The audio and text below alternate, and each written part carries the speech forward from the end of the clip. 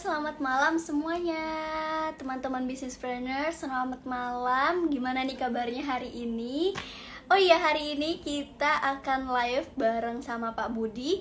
Nah, sebelum mulai, teman-teman bisa banget tulis di kolom komen nama dan domisilinya ya, biar kita makin kenal nih. Teman-teman dari kota mana aja sih? Oke, tulis ya di kolom komen nama dan domisili. Halo, selamat malam semuanya. Halo, halo. Oke, mungkin banyak teman-teman yang baru follow Business ID atau baru join live kita. Nah, di sini aku mau ceritain sedikit apa sih Business ID itu. Nah, Business ID ini adalah suatu platform untuk belajar bisnis bareng para expertnya. Nah, jadi teman-teman bisa belajar bisnis di sini. Ada event-event gratis dan ada juga yang berbayar. Kelas berbayar kita bisa pakai aplikasi dan website Business ID. Halo semuanya. Ada dari Bogor, ada dari Jakarta, ada Kasmi dari Makassar, ada Stefanus dari Surabaya, ada dari Aceh, dari Kendal, dari Jogja, ada Heri dari Jakarta, Wahyu dari Aceh, dari Pinjai. Wah, banyak banget ya teman-teman hari ini yang join. Stay tune ya sampai akhir dan jangan lupa siapkan pertanyaan teman-teman untuk dijawab sama Pak Budi ya. Oke, sekarang aku mau invite Pak Budinya.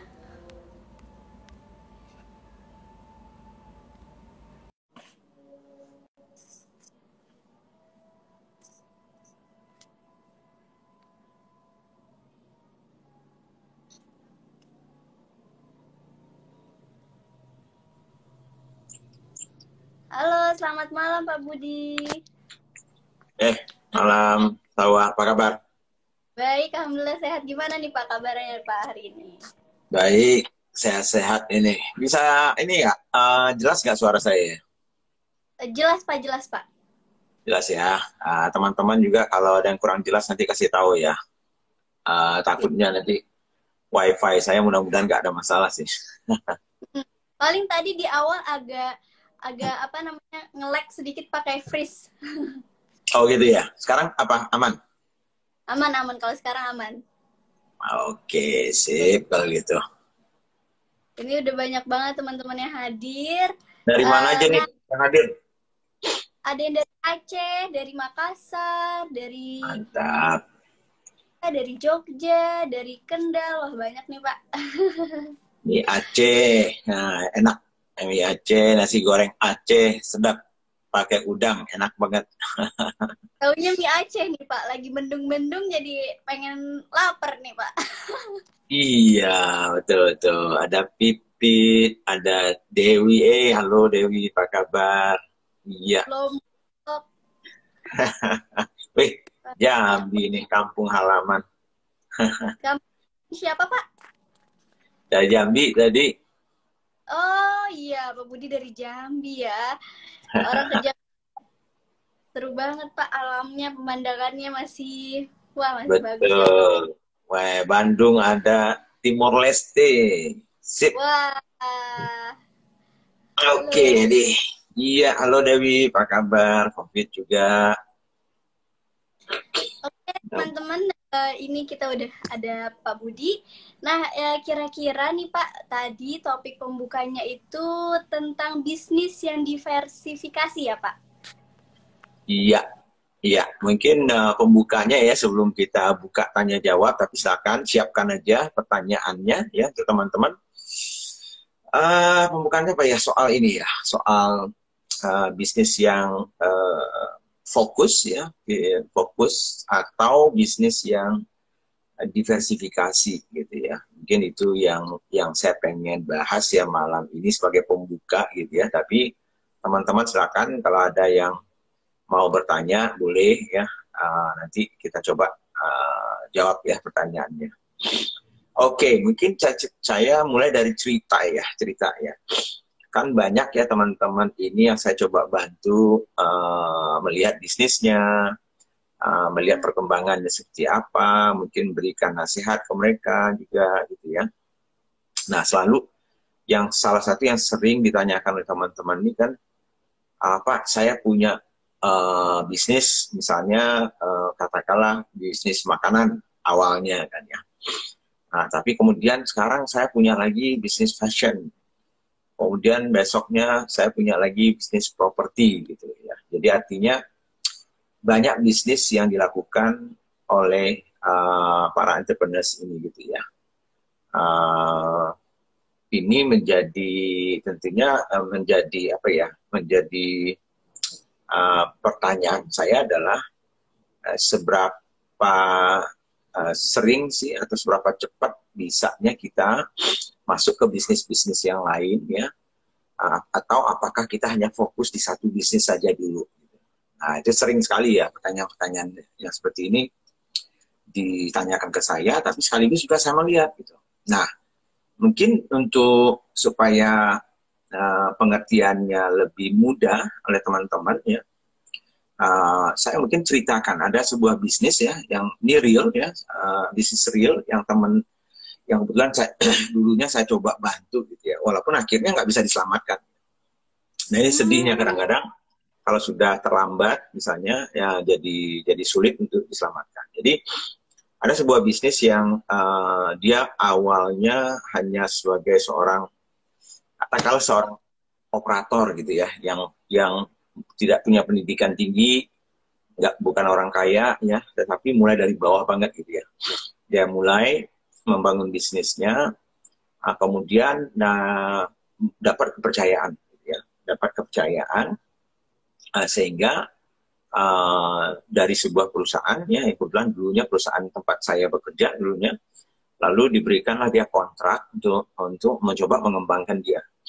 Nah, kemudian berkembang ya, bisnisnya berkembang sampai sudah omsetnya sudah hampir 150 miliar ya. Wah, Ya, jadi cukup besar gitu ya. Nah, dari 150 miliar itu setahu saya waktu itu dia masih muda ya, jomblo, belum punya istri, belum punya anak, dan dia bisa mempunyai net profitnya sebulan itu kira-kira 1 miliar. Nah, 1 miliar. Nah, jadi artinya 1 miliar itu dia tabung lah. Dia tabung ya. Nah, beberapa tahun, kalau nggak salah itu mungkin ada sekitar 40 M lah dia punya tabungannya ya. Yang dia tidak belanjakan, tapi kemudian dia juga ya adalah sebagian yang dia belanjakan. Nah, bisnisnya udah bagus, udah cukup lama, 15 tahun akhirnya.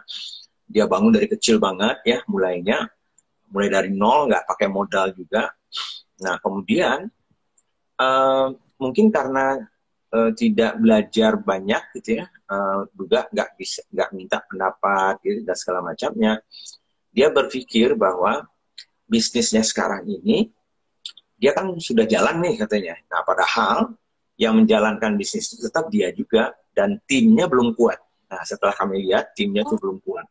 Ya, nah akhirnya mereka ini, dia akhirnya dengan uangnya itu, dia hobinya beli tanah. Nah, hobinya beli tanah. Jadi, alasannya dia adalah membeli tanah itu adalah untuk tabungannya dia. Karena dia merasa bahwa, mau tahu apa bidangnya? Nanti saya sebutkan nantinya ya. Oke, wah dokter hewan ada nih, Vetopet ada hadir juga malam ini. Oke, nggak apa-apa, bagus ya. Nah, jadi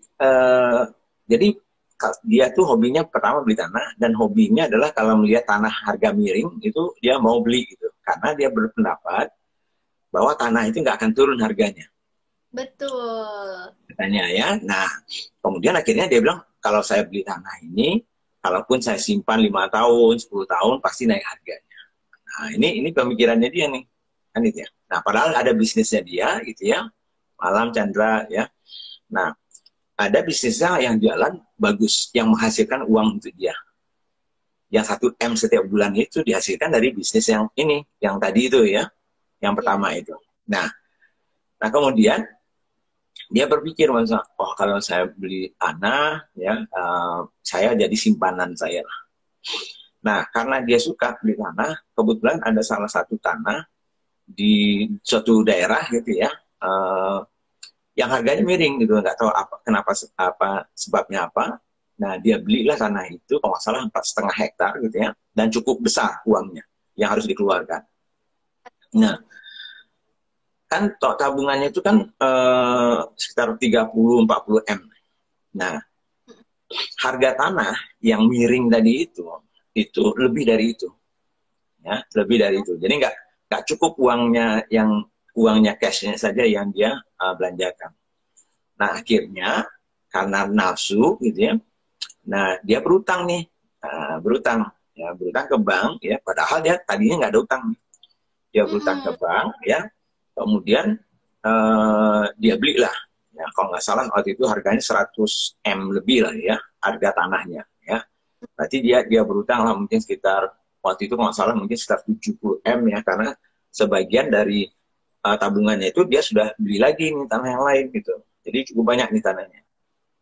Nah, jadi yang tadinya bisnisnya itu jalannya lancar, tidak ada biaya bunga, tidak ada cicilan yang harus dibayar gitu ya. Nah sekarang karena dia beli tanah itu ya, dan tanah itu sebagian kalau nggak salah sekitar 70-an M misalnya itu ya, itu dibeli pakai utang, walaupun sebagian itu karena bank itu kan nggak mau juga membiayai 100% kan ya, jadi paling banyak itu 70% mereka mau biayai. Jadi belilah. Nah dia beli, tanah itu kan tidak menghasilkan apa-apa untuk dia, ya Kecuali dia tidak, Pak, betul. untuk Jadi betul, tani, jadi tanahnya itu memang dia tahan aja gitu, maksudnya jadi aset, itu pemikirannya dia gitu. lahan Nah tapi kosong ya. ya tanah kosong gitu. Nah dia berpikir bahwa suatu saat saya akan bisa bikin gudang, bikin apa, nah, tapi uangnya yang tadi itu ditambah dengan uang bank itu hanya untuk membeli tanahnya, dia tidak ada untuk membuat gudangnya, sehingga kalau dia punya gudang mungkin dia bisa sewakan dan segala macam ya. Nah jadi akhirnya apa yang terjadi ya, jadi yang tadinya tadi dia pertama nggak punya utang, dia bisa nabung 1 miliar sebulan gitu ya. Nah kemudian sekarang yang tadinya tabungannya itu awalnya dia terpaksa tentunya tergerus ya tabungannya, dan sekarang dia harus membayar cicilan plus bunganya itu kalau nggak salah mungkin sekitar 3 M ya sebulan gitu. Jadi tadinya plus ya positif 1 M, sekarang negatif 3 M ya. Iya, jadi minus ya Pak. Ya, jadi tadinya itu sebelum dia beli tanahnya itu dia sebetulnya positif 1 M gitu.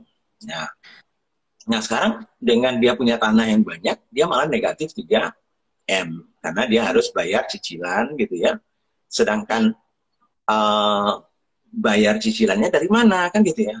Tentunya Iya, dari hasil dari uangnya tadi itu, dari bisnis yang pertamanya. Nah bisnis pertama itu menghasilkan 1 M netnya, profitnya. Nggak cukup tuh. ya cukup. Nah nggak cukup berarti kan minus 3 M. Nah minus Iya. 3 M akhirnya tergeruslah revenue-nya, tabungannya. Nah begitu habis tabungannya, tergeruslah bisnis yang tadinya yang menghasilkan untuk dia itu, akhirnya cash flow-nya Turun. terpakailah kan itu ya. Nah terpakailah terus. Nah karena cash flow-nya terpakai terus gitu ya. Nah akhirnya sebagian dari asetnya tadi yang menghasilkan uang itu mulai tidak bisa lagi berjalan, tidak dirawat asetnya. Kemudian misalnya kalau dia harusnya aset itu diservis, tidak diservis, akhirnya asetnya itu rusak gitu ya. Nah begitu asetnya rusak gitu ya, dia punya 250 aset lah ya untuk menghasilkan itu ya. Nah jadi tinggal separohnya kan gitu ya. Nah separuh yang menghasilkan. Nah artinya kalau separuh yang menghasilkan tadinya mungkin 150 M, berarti sekarang mungkin omsetnya tinggal 75 M. Nah, kalau Oh, 75 M, profitnya juga turun kan gitu ya. Nah, turun gitu ya. Nah, jadi akhirnya seperti lingkaran setan. Nah, begitu profitnya turun, dia juga makin minus tuh. Makin banyak lagi digunakan cash flow-nya. Nah, kemudian cash flow makin banyak lagi asetnya itu yang nggak bisa direparasi, nggak bisa diperbaiki, nggak bisa jalan, nggak bisa segala macam, menurun lagi. Nah, akhirnya dia bilang waktu itu, seingat saya waktu itu kami coba melihat ya situasinya. Saya bilang harusnya Anda jual asetnya dulu, ya. Nah, dia Iya. bilang, sayang Pak ya, gitu ya. Saya harus jual asetnya. Loh ya, bukan masalah asetnya. Jadi bayangkan ya, kalaupun Anda punya aset, seolah Anda kaya nih. Jadi dia memperhitungkan nih, nilai saya tadi itu kan, dia kan beli 100 M tuh ya. Nah, dia bilang, oh sekarang sudah 200 M nilainya Pak. Kan gitu ya. Jadi dia merasa dia punya kekayaan 200 M. Mm-mm. Tapi cash flow-nya nggak ada. Kan Iya, gitu. Darahnya nggak ada. Nah, bisnisnya yang menghasilkan uang itu, karena darahnya nggak ada, lama-lama mati. betul. Nah, Apalagi akhirnya dia coba toh, dia coba jual tanahnya. Nah, menjual tanah kan nggak gampang. gampang, betul. Nah, bisa makan waktu. Nah, ada sebagian yang bisa dijual, ya, dan itu pun nggak bisa jual sekaligus, kecil-kecil. Nggak bisa sekali 4 hektar atau satu sekali hektar, jadi mungkin cuman katakanlah misalnya 5.000 meter gitu ya, dan segala macam. Jadi akhirnya ya, walaupun dia merasa nilai asetnya itu 200 miliar, tapi waktu dia mencoba menjual, lama dari sisi waktu, ya, lama menjualnya, plus harganya juga nggak sesuai dengan apa yang dia harapkan. Nah, padahal bank ini udah mengejar terus ke dia kan. Nah, pendek kata, akhirnya ya, nggak terselamatkan gitu ya.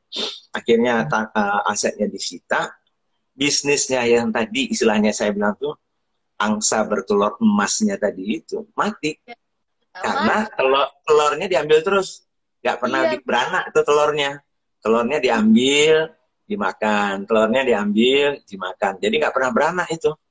iya, iya, iya. Nah itu salah satu contoh uh, cerita ya soal fokus ya, ya. Jadi kita mau fokus di sini atau kita mau ekspansi dan diversifikasi. Nah, Oh, jadi nah. itu salah satu cerita yang kurang bagus kalau kita tidak bisa uh, pertama fokus, yang kedua kalaupun kita mau mulai berbisnis di kategori yang berbeda gitu ya dengan apa yang kita lakukan sekarang, maka ada strateginya juga gitu. Nah, jadi Mm-mm. itu cerita pertama ya. Nah, cerita kedua adalah ada sebuah bisnis ya yang saya juga bantu gitu ya, yang sangat fokus gitu ya. Tadinya itu apa ya? Tadinya itu dia banyak bisnis gitu ya. Nah, kemudian dia sadar bahwa kalau dia menjalankan semua bisnisnya, ada 4 bisnisnya sekaligus, dia nggak punya waktu karena badannya cuma satu. Dia nggak punya uangnya, nggak cukup juga kalau dibagi ke 4-4-nya ya. Ya. Kualitas dari bisnisnya berkurang dan segala macam. Jadi kalau dia sebarkan semua sumber dayanya itu ke 4 bisnis sekaligus, akhirnya gagal totalnya. Nah, belajar dari situ, dia ambil satu aja bisnisnya waktu itu, jadi dia fokus aja di situ.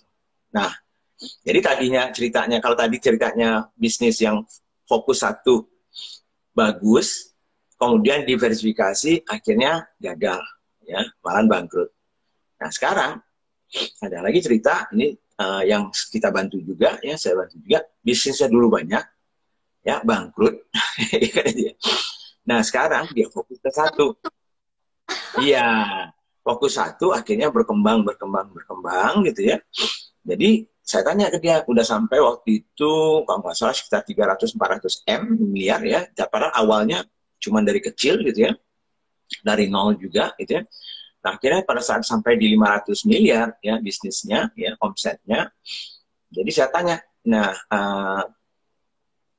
mau bagaimana, sebesar apa nih bisnisnya kan gitu ya.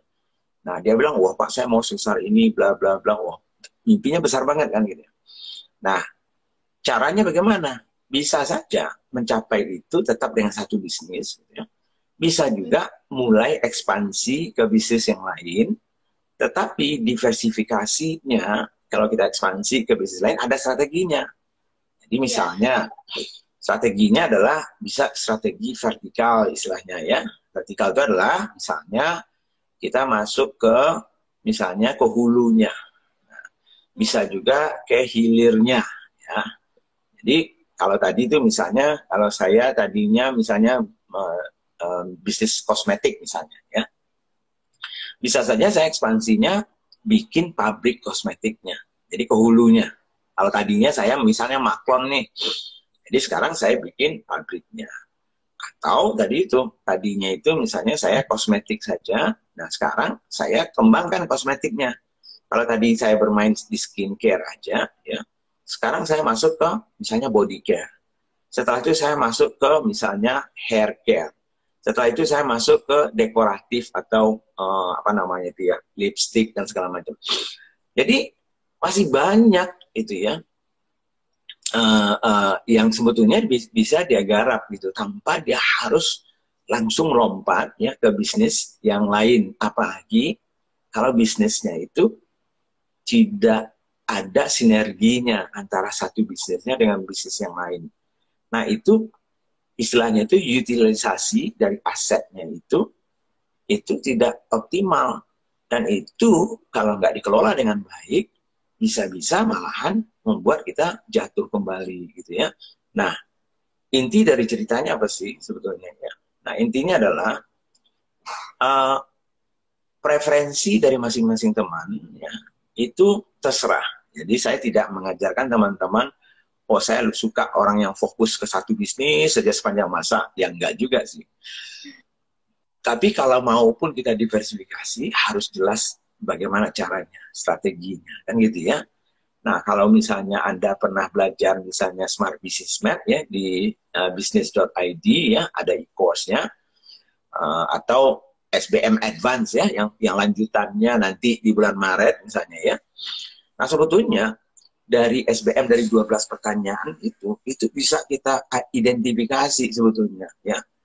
Sebetulnya dengan kategori yang satu ini saja sebetulnya cukup besar sebetulnya ya peluangnya. Jadi kita tidak perlu sebetulnya tiba-tiba dari bisnis fashion kita masuk ke bisnis taksi misalnya ya, Ya, atau bisnis makanan tiba-tiba masuk ke properti, kecuali propertinya itu ada hubungannya dengan makanan misalnya ya. oh, Nah itu kan beda-beda lagi caranya ya. Nah jadi bagaimana cara kita mencapai tujuan kita itu banyak jalannya, bisa fokus, bisa diversifikasi, tapi intinya adalah kalau kita di awal-awal masih kecil, saran saya fokus dulu gitu. Jadi, wah, kalau kita cuma omset ya 100-200 juta sebulan gitu ya. Lalu tiba-tiba kita sudah punya 4-5 bisnis. Saya rasa sayang banget gitu ya. Karena ya, tadi itu waktu kita, saya yakin kita mungkin belum punya tim yang kuat gitu untuk menjalankan banyak bisnis sekaligus gitu. betul, betul, Saya yakin betul. Anda yang ikut ikut menjalankan bisnis semuanya itu. Nah, itu yang saya khawatirkan. Gitu. Jadi, Hmm. waktu kita hilang, ya, terbagi, sumber daya uang kita juga terbagi, tim kita juga terbagi, akhirnya, ya, semuanya rata-rata, tapi nggak ada yang serius, gitu. Nah, Hmm. gitu kira-kira, ya, Salwa. Ya, mungkin itu ceritanya, ya. Nah, silakan teman-teman, ya, yang ingin misalnya bertanya, boleh saja nantinya kita coba jawab, gitu ya. Oke, terima kasih Pak Budi atas ceritanya. Ini benar-benar bagus banget ya Pak. Jadi sesuai kisah nyata ya. Jadi maksudnya kisah nyata orang yang tadinya mungkin mereka omsetnya bagus, istilahnya sukses ya. Terus tiba-tiba turun karena strateginya kurang bagus atau malah salah salah tindakan ya Pak. Ya, Oke, Pak Budi. Ini udah ada pertanyaan yang masuk nih Pak ya, dari Love and Blue. ya. Love and Blue. Izin bertanya Pak, apa yang harus atau pertama dilakukan saat kita akan merencanakan bisnis serta bagaimana cara menentukan target pasar, SDM dan finansialnya? Terima kasih. Ya, kalau saya nggak tahu apakah sudah punya bisnis atau tidak, gitu ya. Paling paling saya sarankan sebetulnya, ya panjang sebetulnya ya, bagaimana memulai bisnis itu. Nah, tapi yang paling bagus ya, contohnya ya, pertama kita harus tahu dulu bisnis apa yang ingin kita bangun gitu. Istilahnya itu kategorinya. Ya. Apakah itu kategori fashion, apakah kategori makanan, minuman, teknologi, properti, mungkin ya. Saya nggak tahu apa lagi itu misalnya. Mungkin hobi, mungkin handicraft, mungkin snack, ya. Segala macam. Itu kategorinya, pemilihan kategori. Nah, dari situ tentunya kita lihat nih, kategori ini menarik atau tidak nih ke depannya. Cukup banyak nggak peluangnya ya, pertumbuhannya, besarnya pasarnya gitu ya. Nah, baru masuk ke pertanyaan pertama kalau di Smart Business Map. Jadi makanya saran saya, ada 12 pertanyaan di Smart Business Map. Itulah sebetulnya menjadi acuan untuk teman-teman yang baru membangun bisnisnya. Coba jawab 12 pertanyaan itu. Sebetulnya itu sudah modal Anda untuk membuat rencana bisnis. Kalau Anda bisa buatkan itu. Jadi contohnya pertama tadi, kategorinya sudah dipilih nih. Katakanlah misalnya saya kategori makanan, misalnya makanan dan minuman. Nah, harus kita pertajam dulu. Makanan sajakah atau dua-duanya, makanan dan minuman. Karena dua-duanya ya besar sih. Tapi fokus kita di mana nih? Mau di makanan atau di minuman? Makanan dan minuman juga banyak. Bisa dipecah lagi, makanan biasa, makanan sehat, makanan enak, ya, makanan pagi, makanan siang, itu satu. Kategori yang lainnya, iya. Bisa juga tadi itu, makanan itu bentuknya apa sih? Kan itu ya. Apakah makanan yang siap saji, atau setengah matang, atau yang frozen? Jadi banyak nih. Jadi itu harus tahu dulu. Jadi nggak bisa kita mengatakan, saya bisnis makanan. Ya, makanan yang mana nih? Kan itu ya. Jadi kalau pertanyaan itu aja Anda nggak clear, Anda mau di mana, nanti kalau nggak itu terlalu banyak yang Anda pikirkan, sehingga akhirnya produk Anda pun atau jasanya nggak cocok. Nah, baru masuk pertanyaan nomor 1 nih, kalau di Smart Business Map adalah, what is the problem you're trying to solve? Apa sih problem ya, yang Anda mau selesaikan di kategori usaha yang sudah Anda pilih itu? Ya, artinya Anda harus mengenal konsumennya. Anda harus pahami konsumen, coba tanya ya ke teman Anda di kategori tersebut, apa sih sebetulnya ya yang Anda butuhkan. Ya, jadi pertanyaan what is the problem you're trying to solve itu sebetulnya adalah, ada nggak problem di kategori itu yang belum ada solusinya, atau ada nggak kebutuhan yang konsumennya tahu tapi belum ada solusinya, atau malahan ya ada problem yang sebetulnya konsumennya tidak tahu sebetulnya. Nah, itu kita gali nih. Nah, sehingga kalau kita bisa memberikan solusinya, nah itu bagus banget gitu ya. Iya. Jadi itu dia. Jadi kalau bisa ya, nah, coba dipelajari Smart Business Map-nya itu ya. Nah, buat di situ sebetulnya Anda sudah punya rencana bisnis. Oke, mantap banget Pak Budi jawabannya. Semoga terjawab ya, Kak Laven Blue. Oke, terus juga ada pertanyaan dari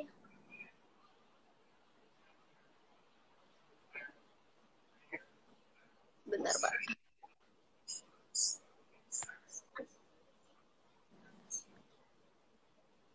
Dari Fahmi Ishak.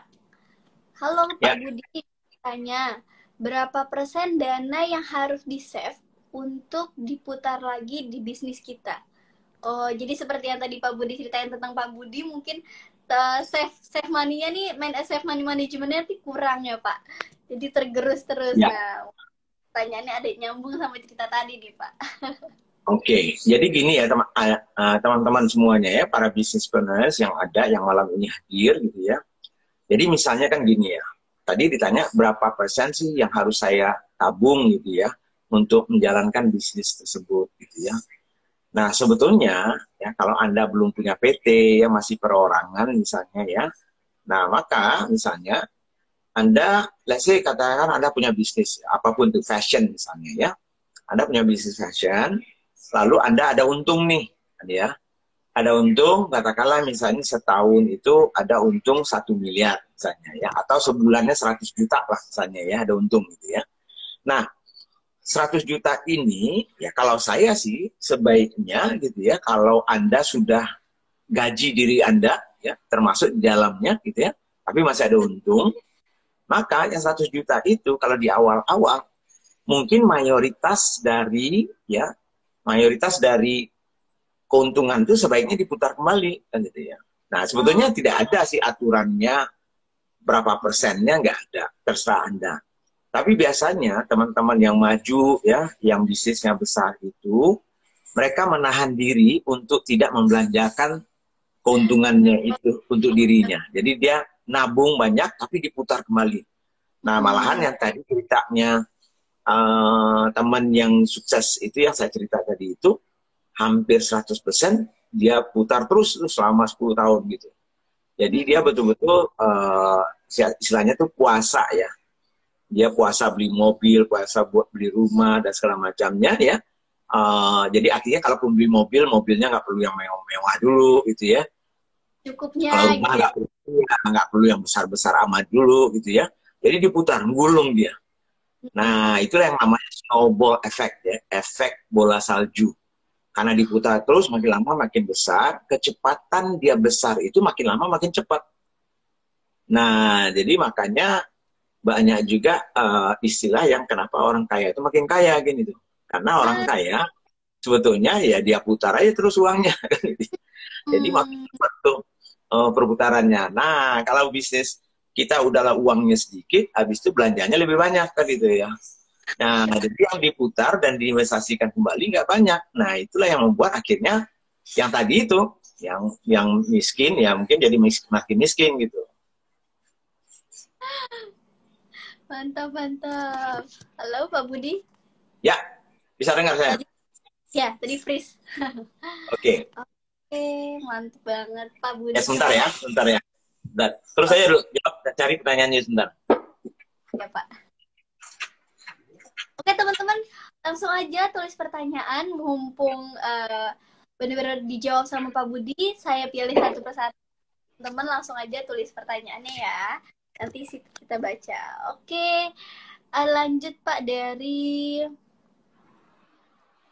nikmati.official. Wah, halo. Nikmati. Ya, wah kayaknya ini Pak. Menarik nih namanya, Nikmati. Jualan teh ya.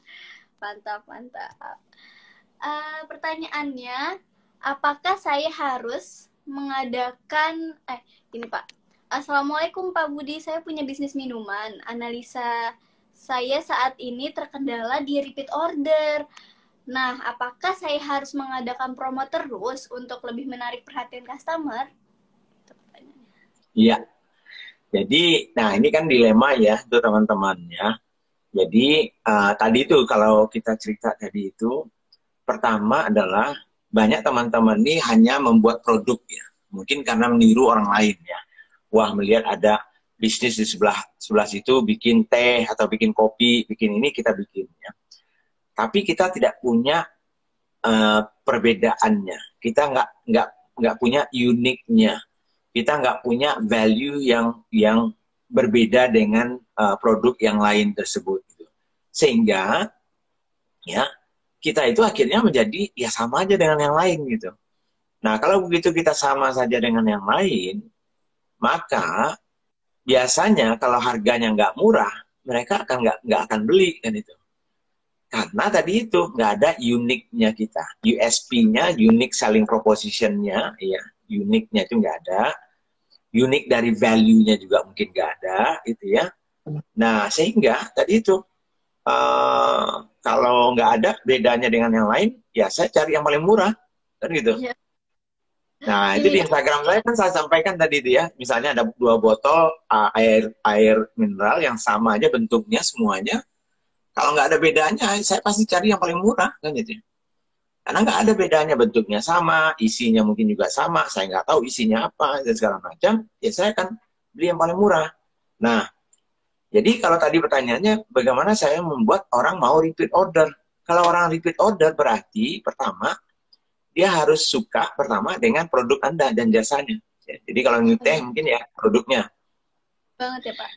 Nah, yang kedua tentunya tadi itu produk yang disukai itu memang unik sehingga berbeda dengan yang lain kan gitu ya. Sehingga dia mau membeli ya kembali gitu. Nah, sering kita promosi itu ya di awal-awal mungkin untuk menarik orang mau mencoba. Tapi kalau produknya tidak bagus, mungkin juga tidak unik, tidak ada bedanya dengan yang lain, lama-lama akhirnya ya pas lagi promo aja dia beli mungkin karena pas lagi harganya murah. Tapi begitu kita nggak promo, ya kita juga akhirnya nggak dibeli. Nah, berapa banyak teman-teman yang saya lihat yang menggunakan misalnya Instagram Ad atau FB Ads ya, dia jualan itu dia iklan banyak nih. Wah, nah ini mereka sering mengeluh itu, Pak, begitu saya iklan Pak banyak jualan saya bagus. Begitu saya nggak iklan, jualan saya jablok. Artinya apa? Ya itu produknya belum bagus kan gitu. Jadi hanya karena harga murah atau ada iklan baru, jadi brandnya, value-nya belum ada itu, ya. Sebab kalau orang brand dan value dari produk itu ada, gitu ya. Anda mau promosi atau tidak pun, kemungkinan besar orang akan beli. Walaupun pada saat Anda promosi, orang akan beli lebih banyak biasanya. Tapi nggak langsung yo-yo kayak gitu kan gitu. Betul. Nah, jadi kalau misalnya yang Anda produk yang jelek itu kelihatan banget itu. Misalnya dia iklan nih terjual 1.000 ya. Begitu dia tidak iklan terjual 100 gitu. Iya kan itu. Dia iklan lagi terjual lagi 1.000, nggak iklan lagi terjualnya hanya 100 saja. Berarti ya belum bagus produknya. Jadi kalau di Smart Business Map itu kan di playing field-nya itu belum pas itu. Produknya bagaimana, desainnya, apakah itu memecahkan problem konsumen, apakah itu betul-betul kebutuhan konsumen, pricingnya bagaimana, uniknya, itu jadi harus dijelaskan. Jadi nggak bisa sembarangan asal kita niru orang jual ayam geprek, kita jual ayam geprek, ya udah gitu. Nah, jadi kalau kita nggak yang termurah, ya mungkin orang nggak akan beli kita, ya itu. Kalau rasa, ya saya paling enak pak rasanya. Lah, ya makanan, kalau makanan nggak enak, nggak ada yang mau beli. Enak itu tidak lagi menjadi pembeda utama. Kan itu ya. Nah, jadi hati-hati untuk teman-teman gitu.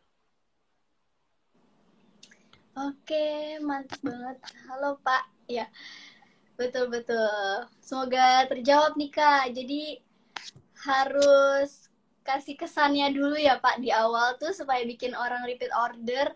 Nah, untuk soal promo nih, saya jadi kayak ada pengalaman. Misalnya saya suka suatu produk, karena saya suka banget produk ini, mau itu diskon, mau itu promo, mau itu enggak, tetap saya pilih ini, gitu.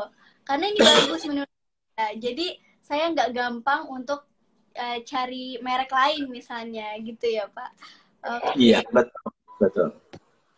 Oke, lanjut nih Pak, ada pertanyaan lagi dari Depri Budi.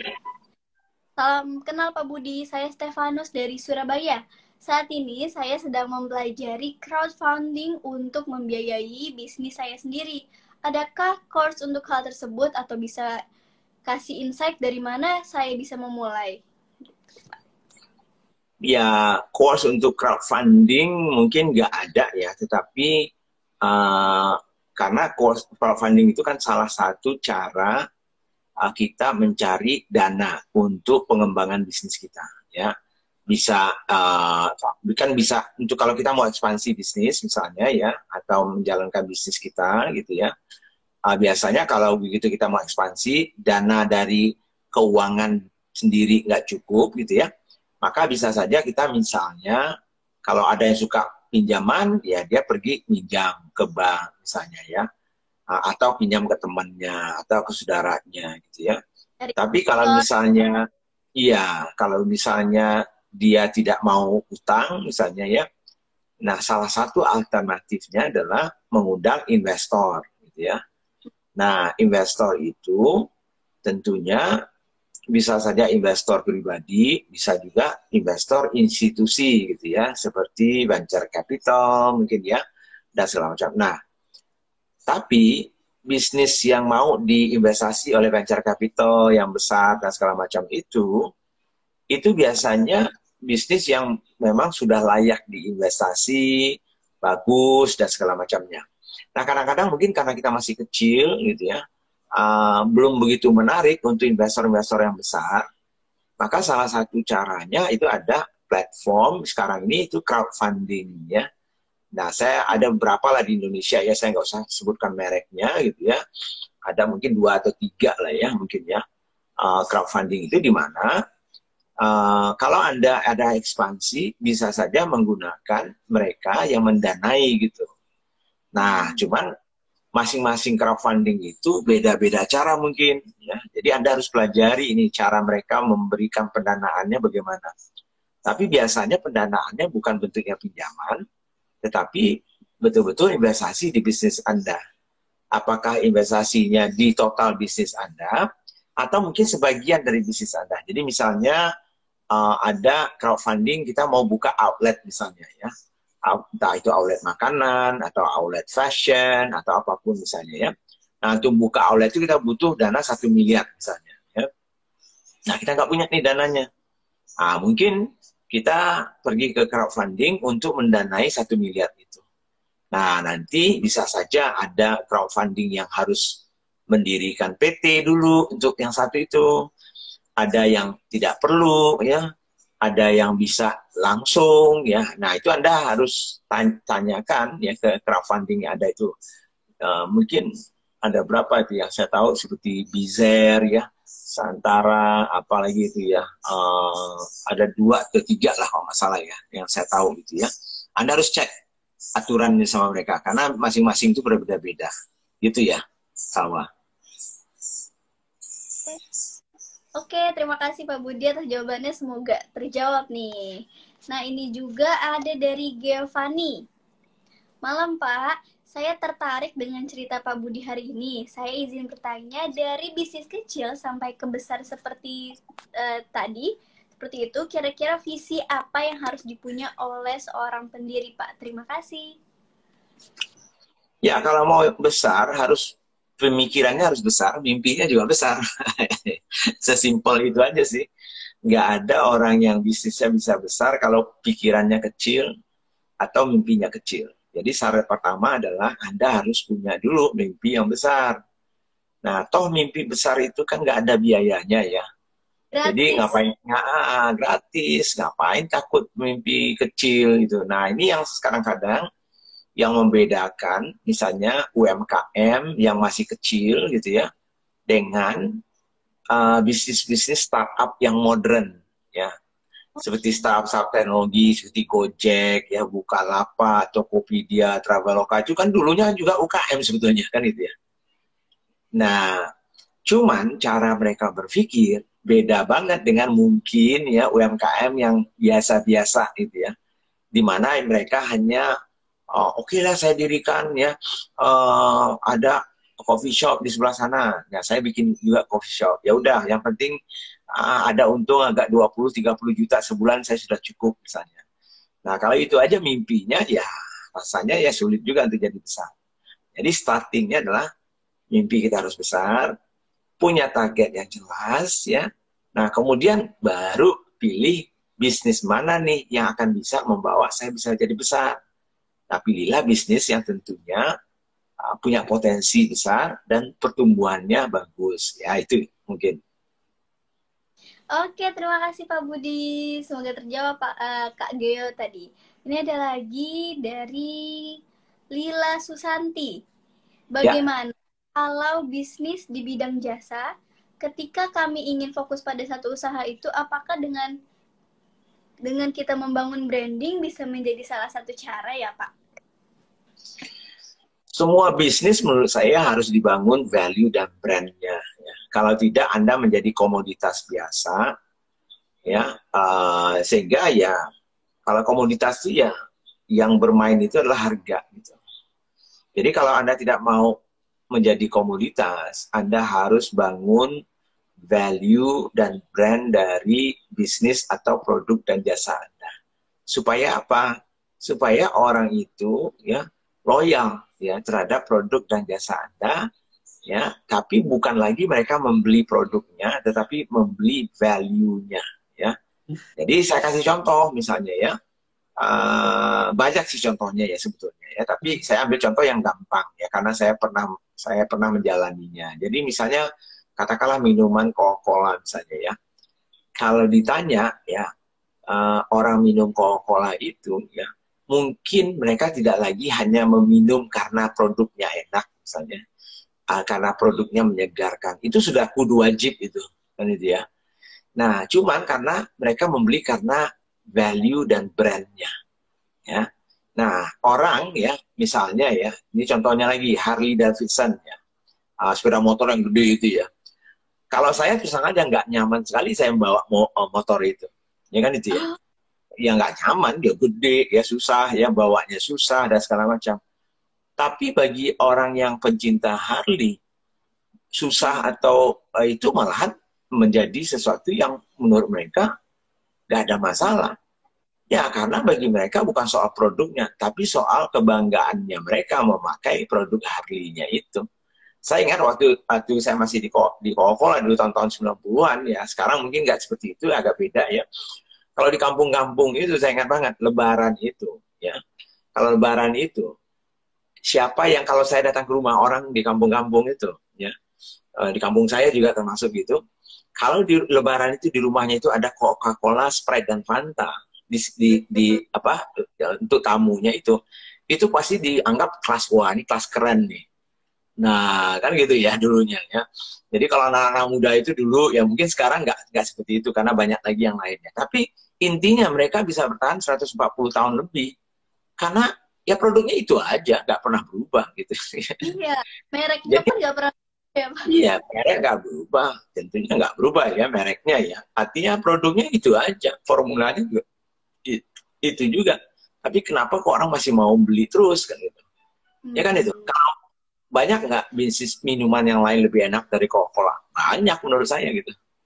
Tapi kenapa orang masih membeli itu? Kan itu pertanyaan. Jadi bukan lagi soal fiturnya, bukan lagi soal enaknya, tapi kena kebanggaannya atau asosiasi dari brand tersebut itu mencerminkan siapa dianya, kan gitu ya. Jadi kalau orang pakai brand ini itu wah itu pasti orang ini ya. Kalau orang pakai sepeda motor Harley, oh, ini pasti orangnya adalah orang yang suka kebebasan. Kalau orang naik motor Yamaha yang model racing tapi yang gede juga yang 1000 cc, berarti ini orangnya adalah adventure yang berani mengambil risiko misalnya ya. Iya. Nah, orang yang beli Ferrari itu bukan soal menunjukkan kayanya saja, tapi sebetulnya menunjukkan siapa dia. Karena Ferrari itu identik dengan kecepatan, kan speed. Berarti berani mengambil risiko misalnya ya. Nah, jadi bukan lagi soal produknya saja lagi gitu. Ya, sudah soal value dan brandnya. Nah, makanya penting banget juga teman-teman nantinya belajar gitu ya untuk mulai membangun. Jadi kalau di kalau Smart Business Map itu kan ada di e-course-nya. Kalau nggak salah bisnis.id juga ada tuh namanya value creation di e-course-nya ya, yang Pak Baskoro punya ya, Pak Baskoro Hadi. Nah, silakan belajar juga dari situ. Oke, terima kasih Pak Budi. Ini ada pertanyaan lagi dari Hamzah Dul. Ya. Pak, kalau membuat USP itu idealnya diambil dari produk atau pelayanan? Atau mungkin ada masukan nih dari Pak Budi? Kalau Anda belajar Smart Business Map, ada beberapa tips yang ada di situ untuk mencari uniqueness-nya kita. Macam-macam sih sebetulnya. Intinya unik. Unik itu berarti beda. Bedanya ya beda dengan yang lain kan. Nah, cara melihatnya dari mana? Bisa dari fungsi produknya mungkin, bisa mungkin dari sisi misalnya servisnya, bisa dari sisi kualitasnya, bisa dari sisi proses pembuatan barangnya, bisa juga mungkin dari katakanlah misalnya bahan bakunya ya. Itu salah satunya, fitur-fiturnya itu bisa unik. Tapi itu baru salah satunya. Untuk membangun brand itu nggak bisa hanya itu gitu. Cuman itu sudah memulainya harus dari situ dulu gitu. Jadi misalnya gini ya, air mineral, ya kan air ya. Apa sih bedanya kan itu ya? Dengan air mineral A dengan air mineral B. Nah kalau saya misalnya punya air mineral B misalnya ya, lalu saya kebetulan ya, bukan kebetulan, memang saya desain ya, produknya saya itu saya ambil dari mata air yang murni dari pegunungan ya, model aqua lah misalnya kan itu ya. Lalu saya komunikasikan itu ya ke konsumen saya, masa ya air mineral B ini ya, itu asli dari mata air pegunungan. Nah, misalnya ya. Nah, kan unik ya. Yang lain misalnya nggak dari situ. Misalnya. Yang lain mungkin dari sumur bor, mungkin dari sungai diambil airnya ya. Tapi ini bahan bakunya. Atau misalnya, katakanlah misalnya sepatu kulit misalnya ya. Nah, uniknya adalah bahan baku dari Itali misalnya ya. Nah, itu kan dari bahan bakunya. Bisa juga prosesnya. Ya, misalnya contohnya ya. Ini dibuat dengan tangan. Nah, bukan mesin. Nah, gitu. Jadi, wah, bisa mahal ini kan gitu ya. Nah, jadi makanya misalnya kenapa misalnya baju misalnya ya di luar sana itu baju pakai tailor itu ya, yang dibuat pas untuk bajunya pakai penjahit itu mahal gitu. Karena prosesnya itu customize gitu. Dibandingkan kita beli di supermarket atau ya di department store yang sudah jadi gitu. Nah, karena yang mungkin bisa saja itu dijual. Macam-macam sih. Dari kualitasnya, bisa juga dari kecepatannya misalnya ya. Servis kita paling cepat misalnya di dunia. Nggak ada yang bisa ngalahin kita misalnya. Bisa juga kan itu. Nah, bisa juga soal harga yang termurah gitu ya. Tapi walaupun saya nggak terlalu suka sih ya. Tapi seperti Lion Air, AirAsia, itu kan salah satu uniknya mereka. Yang mereka tawarkan itu adalah soal harganya.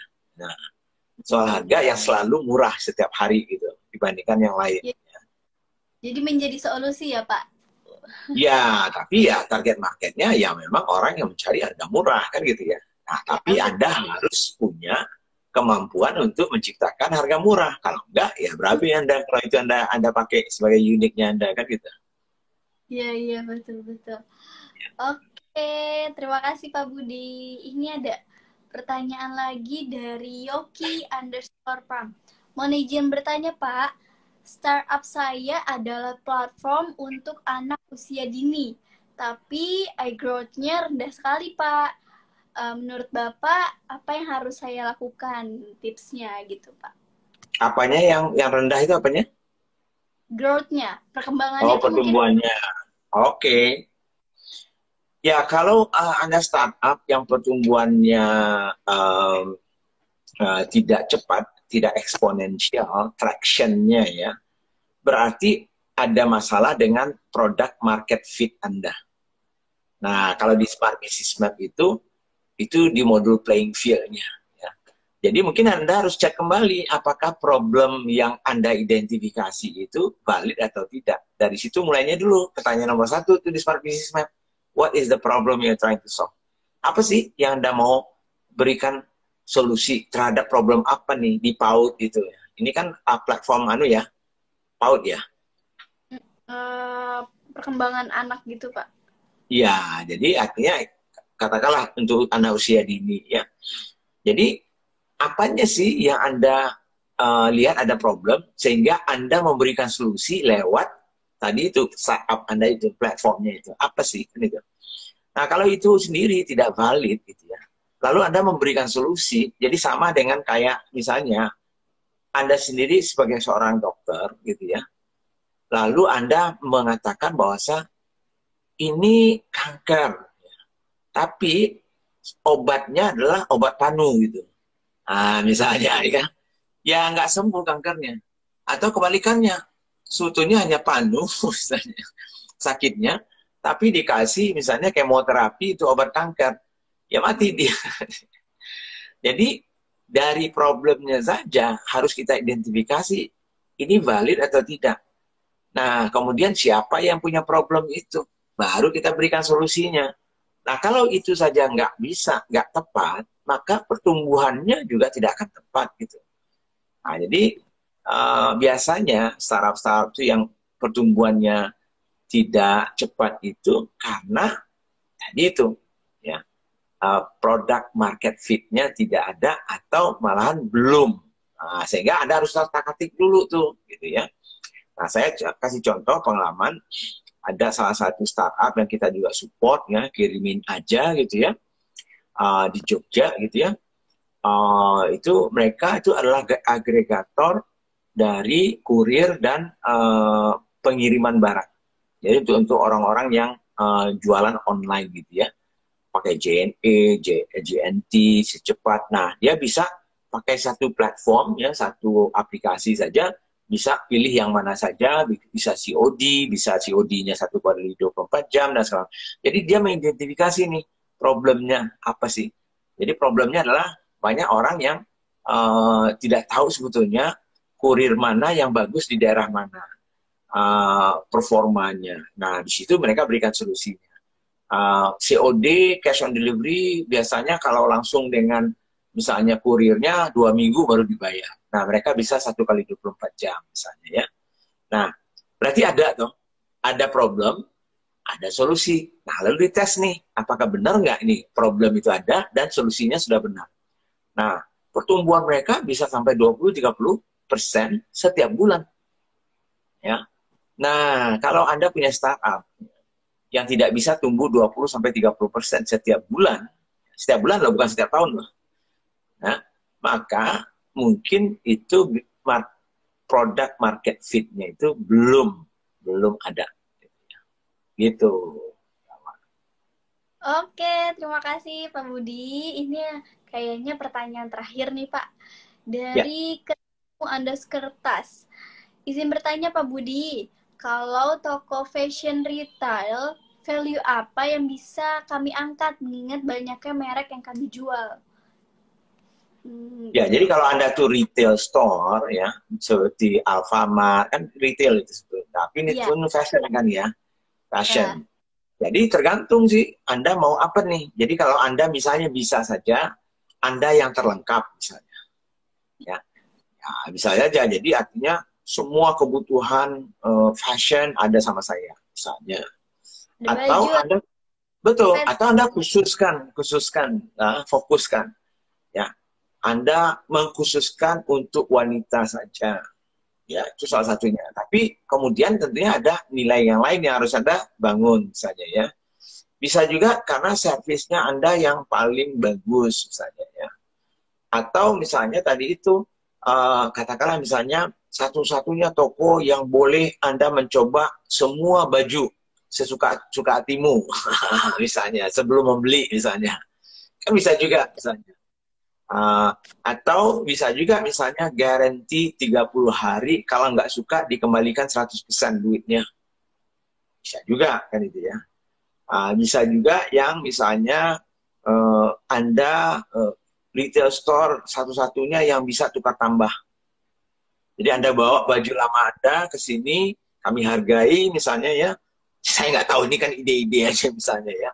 Lalu Anda bisa membeli yang baru dari kami misalnya ya. Ya, bisa juga seperti itu. Atau malahan misalnya kita retail fashion second yang terbesar di Indonesia misalnya ya. Jadi kita hanya second aja, tapi yang branded misalnya. Ya betul. Kan sekarang lagi laku nih, lagi banyak nih yang bekas artis ya ini pakai ya kan bisa juga ya. Bisa juga nggak perlu offline, di online kan gitu. Betul sekali. Ya, jadi itu contohnya ya, contoh. Jadi bisa dari fungsinya retail itu, bisa dari servisnya, mungkin dari sisi kualitasnya gitu ya, barangnya kualitasnya dijamin ya tadi itu. Kalau tidak suka 100% dikembalikan uangnya setelah 30 hari. Nah, itu berarti jaminan kualitas. Nah, misalnya tadi itu servisnya adalah Anda yang dilayani seperti raja di toko kami misalnya. Jadi setiap orang datang dikasih minum bebas ya. Boleh ada makanan-makanan kecil sambil Anda mencoba ya, bajunya dilayani, bisa juga seperti itu ya, macam-macam sih sebetulnya. Idenya itu tinggal Anda pilih yang mana yang unik, yang berbeda dengan kompetitor Anda, nggak ada orang lain, tapi memang itu dibutuhkan oleh konsumen Anda. Itu yang namanya uniqueness-nya dan relevan. Gitu ya. Oke, terima kasih Pak Budi dijawab. Siapa? Terima kasih. Kebetulan saya retail store di tas khusus wanita. Gitu. Oke, mantap.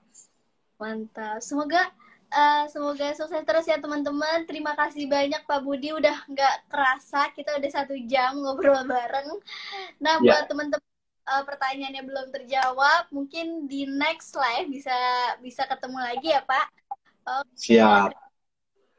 teman-teman Oke. lihat waktunya dan jawaban-jawabannya ini sangat bermanfaat sekali. Oke, terima kasih. Terima kasih Pak Budi. Oke, Selamat malam. terima kasih Sawa. Selamat malam ya teman-teman semua.